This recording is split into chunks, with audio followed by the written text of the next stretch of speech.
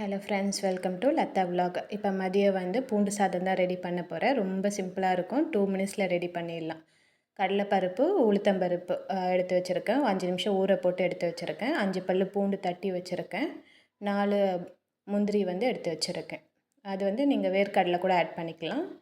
மசாலா கரம் மசாலா, தனி மிளகாய்த்தூள், கலந்த மிளகாய்த்தூள், குழம்பு மிளகாய்த்தூள், ஒரு பிஞ்சு மஞ்சள் வச்சுருக்கேன். அப்புறம் தனியாத்தூள், எண்ணெய், ஆயில் ஒரு 4 ஸ்பூன் கூட ஊற்றிக்கோங்க. எண்ணெய் இதில் நிறைய இருந்தால் நல்லாயிருக்கும் டேஸ்ட்டு. தாளிப்புக்கு கறிவேப்பிலை, கடுகு போட்டு தாளிச்சிக்கிறேன். தாளிப்பு பொரிஞ்சதும் உடனே பூண்டும் நம்ம எடுத்து வச்சுருக்கிற கடலைப்பருப்பு, உளுத்தம்பருப்பு இது ரெண்டுத்தையும் ஆட் பண்ணிக்கலாம். ரொம்ப வானொலி ரொம்ப இது பண்ணக்கூடாது, ஹீட் ஆகக்கூடாது.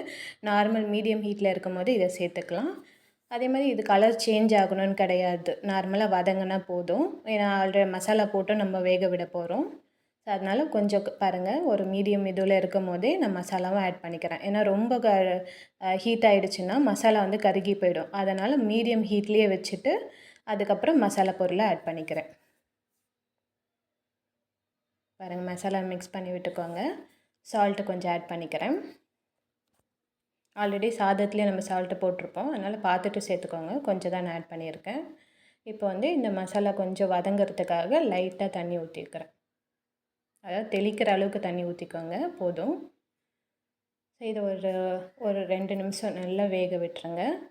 இது எண்ணெய் பிரிஞ்சு வரும் பாருங்கள். இந்த ஸ்டேஜில் தான் நம்ம சாதத்தை ஆட் பண்ண போகிறோம். ஏன் நான் கடலைப்பருப்பும் உளுத்தம்பருப்பும் நான் ஊற போட்டேன்னாக்கா அது கடிக்கும் போது நல்லா டேஸ்ட்டாக இருக்கும். ஒரு க்ரன்ச்சியாக இல்லாமல் நல்லா ஒரு சாஃப்ட்னஸாக இருக்கும். அதனால தான் ஊற போட்டு வச்சுருக்கேன். ஸோ இது நீங்கள் லெஃப்ட் ஓவர் ரைஸ்லேயும் செஞ்சுக்கலாம். ப்ளஸ் குழம்பு செய்ய டைம் இல்லை, அந்த மாதிரி உடனே செய்யணுன்ற டைமில் நீங்கள் இந்த மாதிரி ரைஸை நீங்கள் ரெடி பண்ணி வச்சுக்கலாம். ரொம்ப சிம்பிளாக இருக்கும். பிகினர்ஸும் உடனே ட்ரை பண்ணிடலாம் இதை. இப்போ முந்திரி ஆட் பண்ணிக்கிறேன். இதில் நீங்கள் வேறு ஏதாவது ஐட்டம் கூட நீங்கள் ஆட் பண்ணிக்கலாம். லாஸ்ட்டில் நீங்கள் டெக்கரேஷனுக்கு ஏதாவது ஆட் பண்ணி கொத்தமல்லி இதெல்லாம் கூட ஆட் பண்ணிக்கலாம்.